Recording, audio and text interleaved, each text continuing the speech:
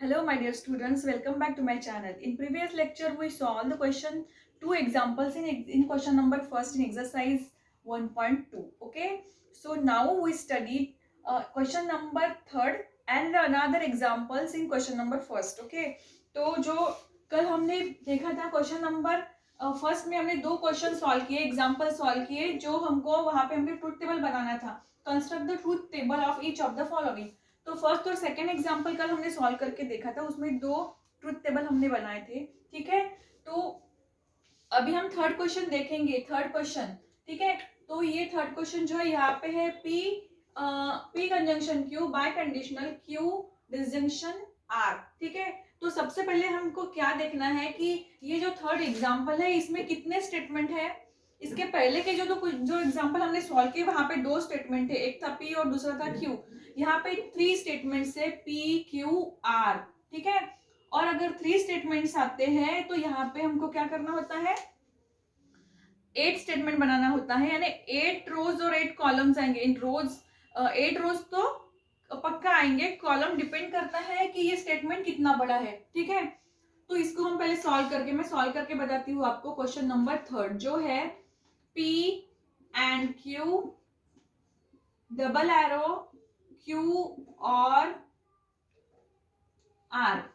ठीक है, तो सबसे पहले हम इसका ट्रुथ टेबल बनाएंगे. तो आपको पता है, ध्यान से देखो, सबसे पहले हम पहला कॉलम क्या लिखते हैं, पहले कॉलम में हम लिखते हैं P. ठीक है, देन सेकंड Q. अब यहाँ पे थ्री स्टेटमेंट है तो हमको R भी लिखना पड़ेगा, P Q R. ठीक है, और टेबल बना लेते हैं. अब देखो यहाँ पे ये होगा फर्स्ट कॉलम P का, सेकेंड कॉलम Q का, थर्ड कॉलम R का.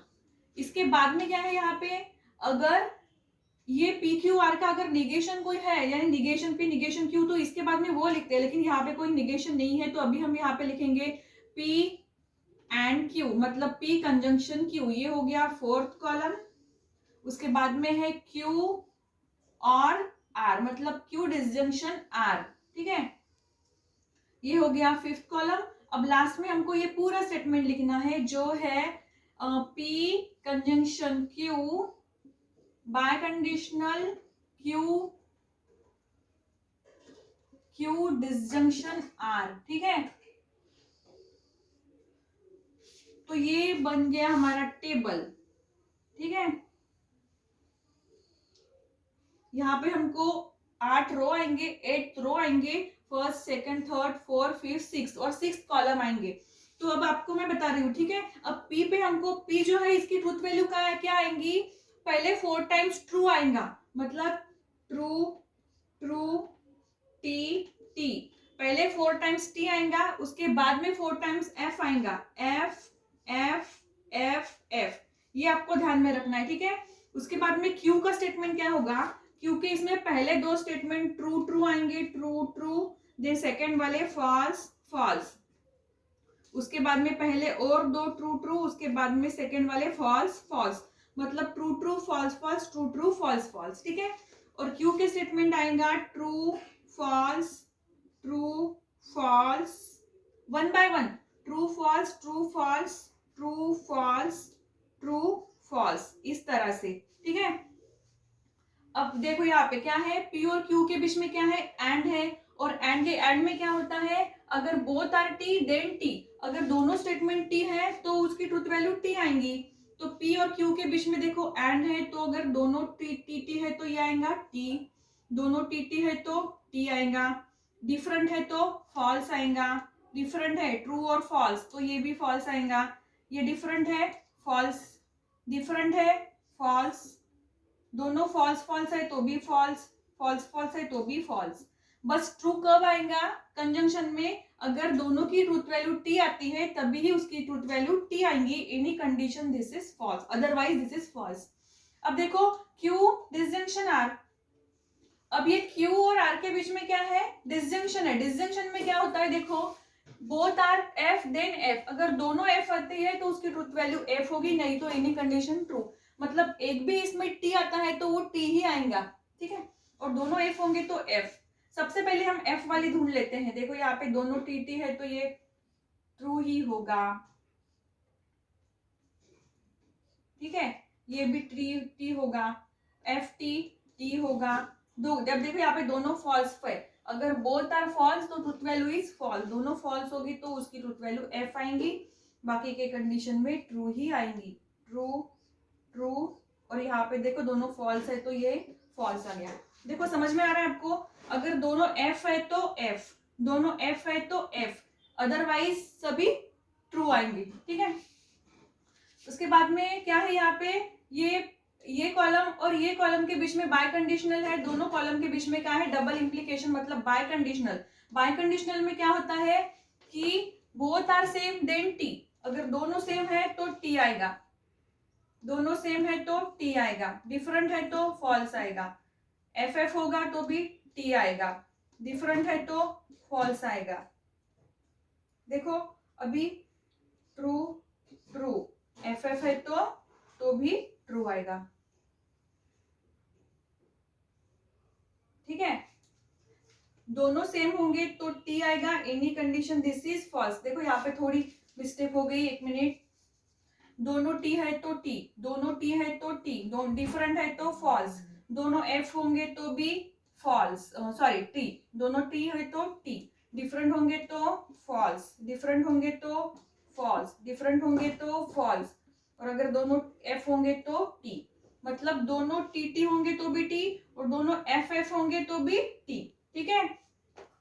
समझ में आ रहा है आपको, दोनों टी टी होंगे तो T, T T T, F T होंगे तो different F, F F T, F T F, F T F, F T F, 1 2 3 4 5 6 7 8, और दोनों एफ एफ होंगे तो टी।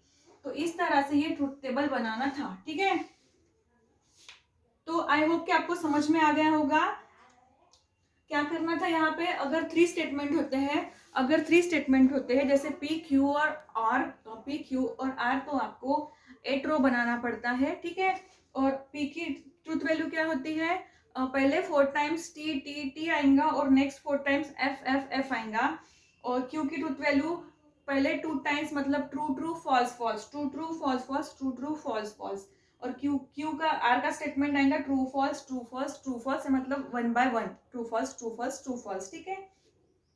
उसके बाद में कंजंक्शन डिसजंक्शन, ये तो आपको पता है कि किस तरह से सॉल्व करना है, ठीक है। तो ये था क्वेश्चन नंबर थर्ड। तो ये question number third 3 column 8 statement वाला था, मतलब 8 रोज वाला था। ये मैंने आपको सॉल्व करके बताया। उसके बाद में है क्वेश्चन नंबर फोर्थ है, फोर्थ में भी देखो पी क्यू और आर 3 स्टेटमेंट है। तो ये जो क्वेश्चन नंबर फोर्थ है ये आपको सेम ऐसे ही सॉल्व करके देखना है क्वेश्चन नंबर थर्ड के जैसे। तो बहुत इजी है, कुछ भी हार्ड नहीं है इसमें। आई होप ये आप सॉल्व करोगे, इसलिए मैं आपके लिए होमवर्क दे रही हूँ, ये आप सॉल्व करके देखो, ठीक है। उसके बाद में जो क्वेश्चन नंबर फिफ्थ है वो मैं अभी आपको सॉल्व करके बताऊंगी, क्योंकि उसमें निगेशन है। तो निगेशन वाला एक क्वेश्चन कैसे सॉल्व करना है ये मैं अभी आपको सॉल्व करके बताऊंगी। फोर्थ आपको सॉल्व करना है, ये आपके लिए होमवर्क है, और फिफ्थ वाला मैं अभी आपको सॉल्व करके बताऊंगी, ठीक है। तो ये जो फिफ्थ वाला क्वेश्चन है तो इसका भी हम पहले टेबल बना लेंगे। क्या है इसमें, देखो यहाँ पे negation P and in bracket P और निगेशन Q एंड Q, ठीक है।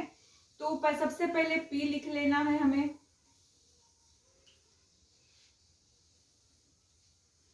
ठीक है। P लिख लिया। यहाँ पे P और Q दो ही स्टेटमेंट है तो यहाँ पे फोर्थ ही रोज आएंगे, ठीक है। P हो गया, Q हो गया। P और Q लिख लेने के बाद क्या करना है आपको, इसका अगर निगेशन कोई है तो वो निगेशन लिखना है सबसे पहले। ये निगेशन P लिख लो। अब इधर देखो निगेशन Q भी है तो ये निगेशन Q भी लिख लिया। अब यहाँ पे ये स्टेटमेंट आएगा P और निगेशन Q के बीच में क्या है, और है, P और निगेशन Q, ठीक है।